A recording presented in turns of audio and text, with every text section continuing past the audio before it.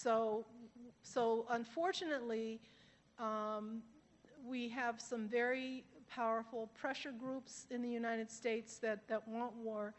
I'm hoping that these pressure groups are exposed because they're not sane. They're not sane. Anybody who thinks that we could just attack Iran and there won't be repercussions has to be a little bit nuts. Thank you.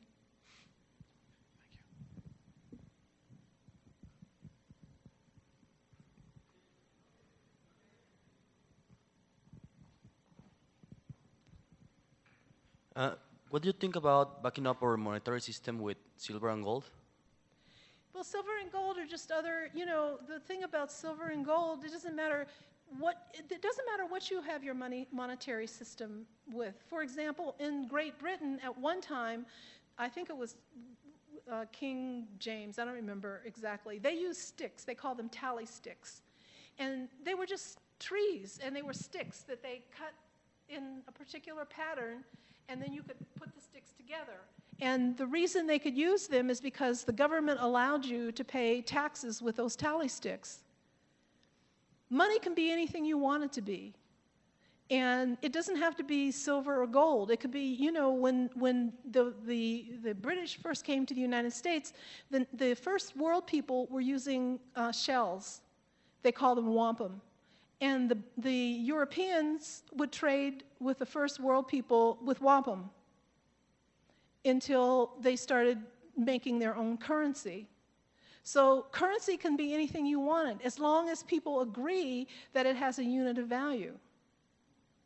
And that's why the book that I showed you, the history of money, is so important, because he really makes that clear. He really talks about what money is. So money doesn't, it could be anything that a group of people decide has value in terms of their exchange rate, and that you can agree on what the exchange rate is, and that you can do business locally and internationally with that currency.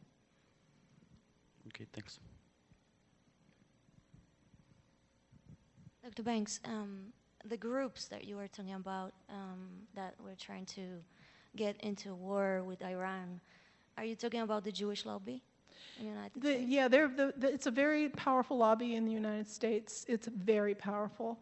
And they have a group, they published a paper about 11 or 12 years ago called the Project for the New American Century. And you can see that paper online. And in it, they really talked about the strategy that they wanted to develop for the United States going forward in terms of the wars that they anticipated.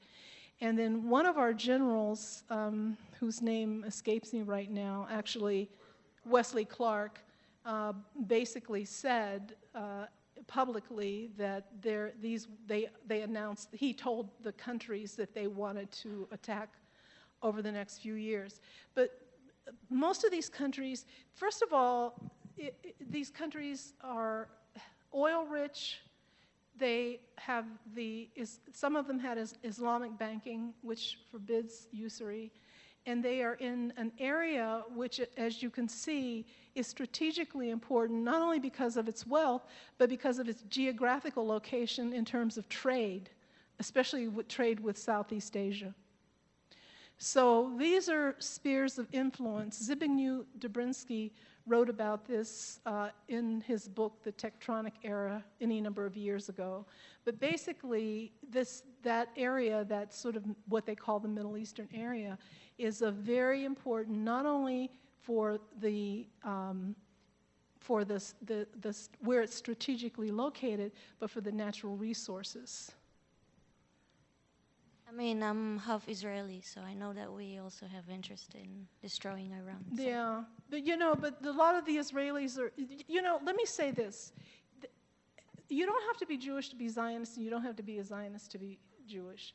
Many Jewish people do not want war. And in the United States, there's a very large group of Jewish people who are anti-war, and they understand that, and they think that Israel could be safer if it learned how to be at peace with its neighbors. And I tend to agree. Yeah, that's definitely true. Thank you. You're welcome.